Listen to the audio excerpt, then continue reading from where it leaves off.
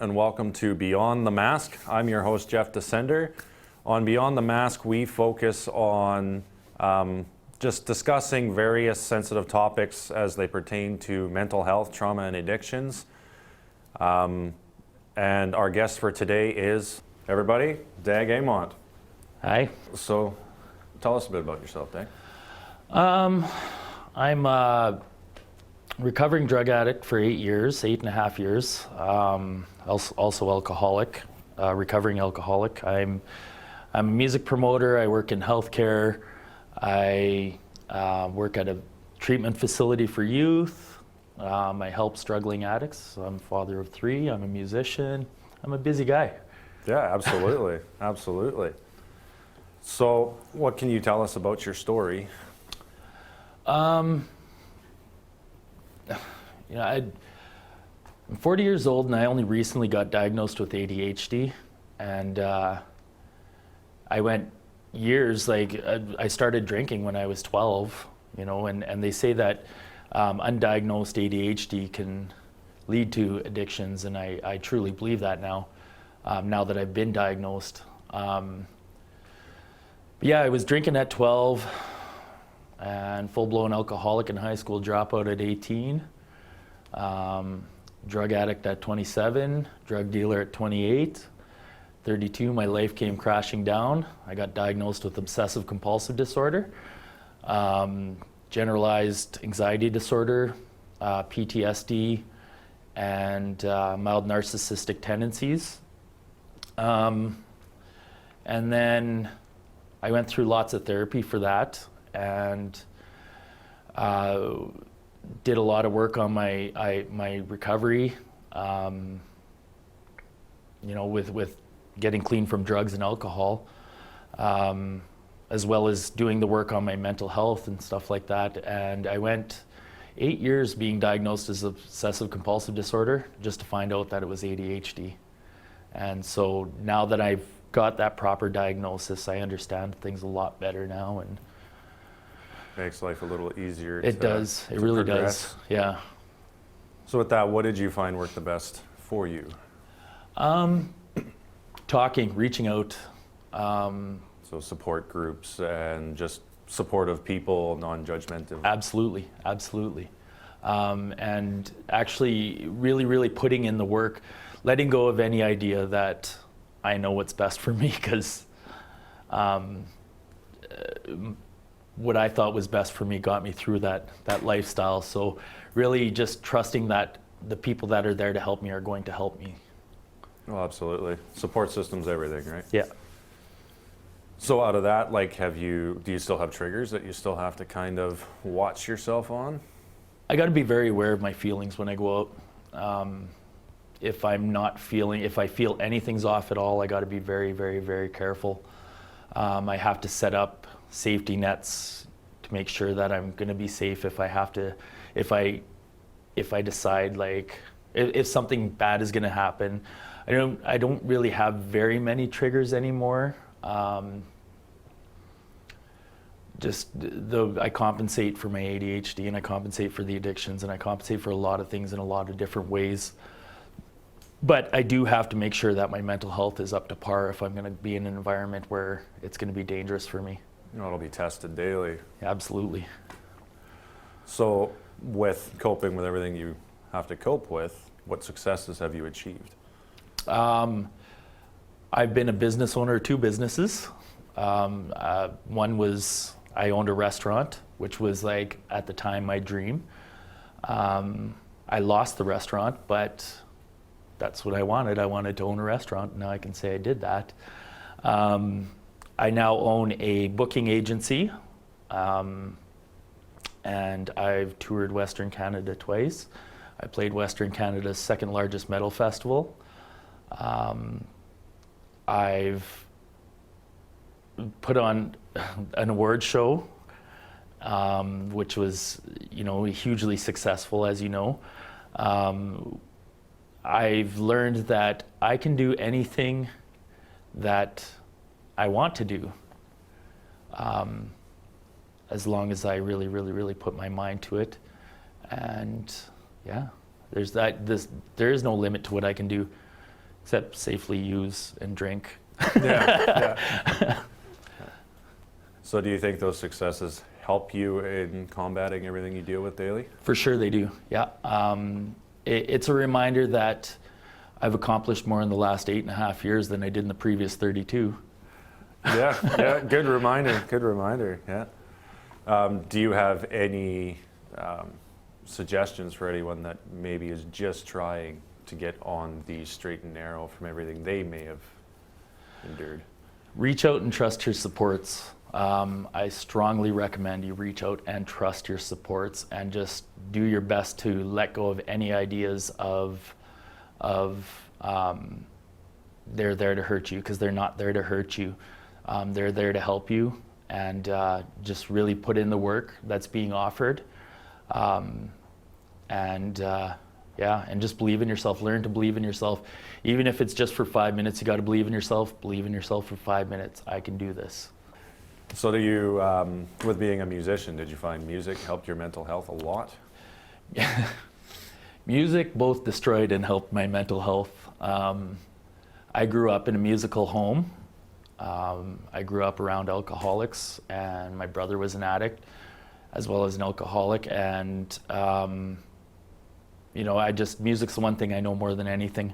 It's the one thing I love more than anything. And unfortunately, being so young and associating alcohol and music together, I followed down that path. But when I got clean at 32, I thought, oh no, I'll never be able to play music again. What am I going to do?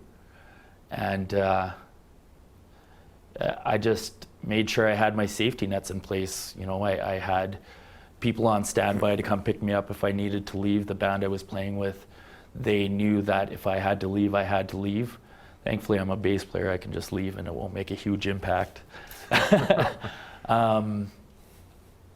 But yeah, just when I got on stage for the first time, when I got clean, it was magical. It was like my very first time ever on stage before, and the music it took me to a place. It was better than any high I've ever had, and because I play metal, you know, and fast music and stuff like that, it's really good for my ADHD. Keeps everything going. Yeah. When you tell your story, do you face any stigma? Not usually. I spoke at a high school one time and there was two groups of kids. Each group was about 125 kids. And I had 6 kids from each group come up to me afterwards and ask me questions, and that's wonderful. I actually just recently had somebody come up to me and just say, oh, you know Dag? He spoke at my high school. And like their cousin or whatever was in that crowd. And I generally don't deal with stigma with it, though. For the most part, everybody that knows me knows my previous story, and they know that how far I've come is very important, and they see the complete turnaround in me. And yeah, I haven't dealt with stigma yet. I do deal with people spreading a rumor that I've relapsed, or people just not believing in me and stuff like that. And that's okay, that's their choice. I don't have to feed into that. I don't have to please everybody. I know what I'm doing. I know I'm clean today. I know that I'm being the best person I can be. I know that I'm doing everything in my power to not have that life back. And so that's all that matters. Everybody else is just, yeah, everybody else is, their opinions don't matter to me. No, if they're not part of the support team, then past that point, they can go their way, you go yours. Absolutely, right? Yeah. What are your thoughts and ideas towards some of the stigma you may see that people with mental health, trauma, or addictions face daily? I think they think that everybody who deals with addictions, they're all thieves, or like, and don't get me wrong, a good portion of them are, but it's not them. It's their. I refer to it as their monster. Their darkness. Yeah, their darkness. And it's what's consuming them, because I believe that every single person in the world is meant to be a good person, but our traumas and our mental health and our addictions and stuff like that, they all factor in us being different people. It's not who we are, or who our true selves are. I wasn't made to be a drug dealer. I wasn't meant to be a drug dealer at all. That lifestyle is not for me. The violence, everything that comes with it. The constant paranoia and stuff like that. I was put on this earth to help and love and be loved. And I found that life through my recovery, through my, learning how to live life on life's terms, and learning how to be a better person and make up for the horrible things I did.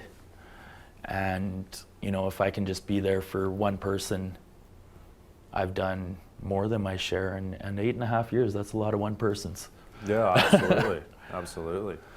So would you say that you learn to utilize some of, like when you get a trigger and that darkness hits, that you've learned how to use it for successful tendencies opposed to it dragging you back down? Yeah, there's been times where I've let it consume me to a point where I didn't become a very healthy person. But thankfully I've had support standing by me, and they call me out on it all the time. And I'm so grateful that I'm receptive to it, rather than fight them and just say, no, you're wrong and whatever. Like, they'll call me out when I'm not myself, and they'll say, what's wrong with you? And that little tiny bit of me is still there enough to say, what is wrong with me? Who are some of the main people that have helped you in your life? The various support groups. My family, my mom has been a huge support of mine. My therapists, counselors. I have a lot of really, really, really close friends that stood by me through a lot of the crap, and some that stepped away. But as soon as I was ready to see I had a problem, they were right there to help me in any way they could. And I had a sponsor. He passed away last year, and I think of him every day, and I miss him a lot. But he taught me a lot about how to cope with things in a more healthy way. And him too, he wasn't too scared to call me out on my stuff. So.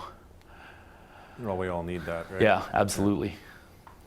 So if you were dealt a different set of cards with your life, would you change it?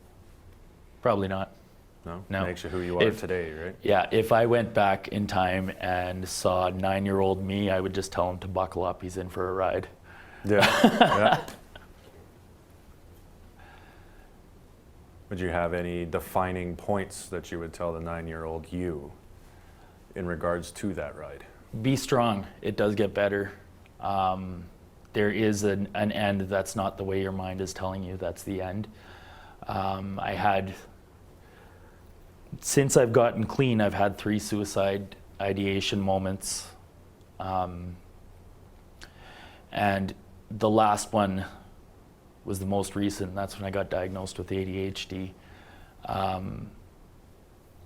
And I haven't been happier since. Like,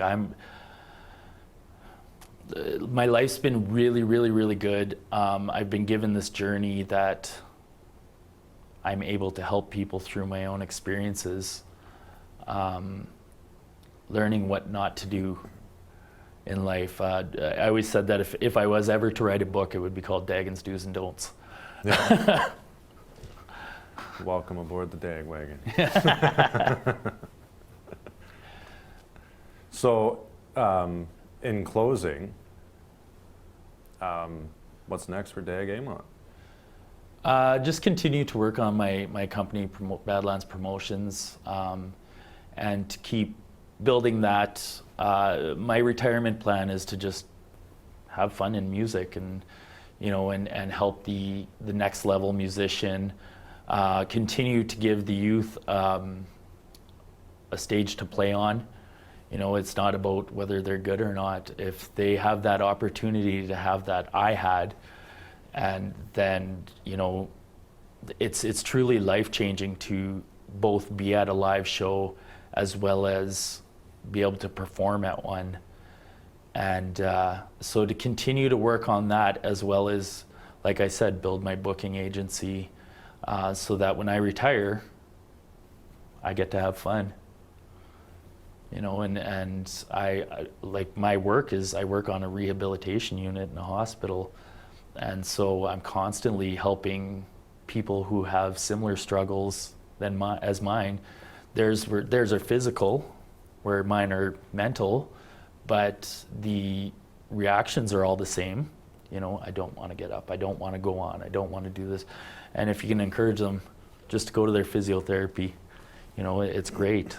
I've had clients reach out to me from the treatment center and just say, it's because of you I'm sober today, and that's wonderful. That's wonderful to hear that my story wasn't for nothing.